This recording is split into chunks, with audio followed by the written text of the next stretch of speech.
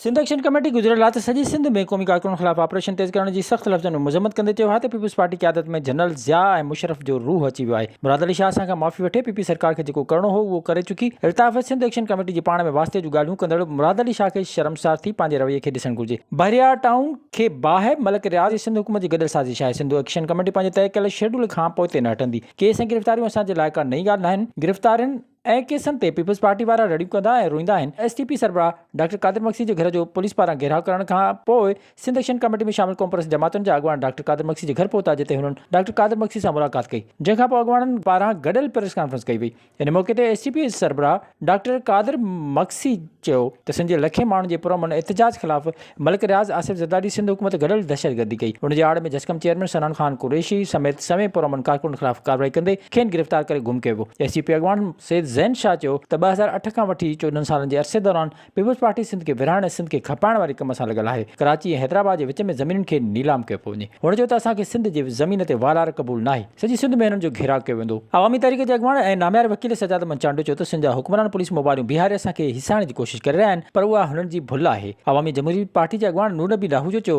त Sindh action committee पंहिंजी जमहूरी जदोजहद जारी रखंदी। सिंध जो इंच इंच सिंध जे माण्हुनि जी मिल्कियत आहे। सिंध जे क़ौमी मिल्कियत जो विकिरो करण जो हक़ कंहिंखे बि न आहे। जेकॾहिं असां भञ कहा कयूं हा त सॼी सिंध मां असांजा काफ़िला आया, सखर ऐं रोहिणी खां काफ़िला आया, कश्मीर खां काफ़िला आया। ॿुधायो किथे कंहिंजो हिकिड़ो शीशो टुटो, किथे कंहिंजी का रस्ता तो रोक थी हुई, न थी हुई।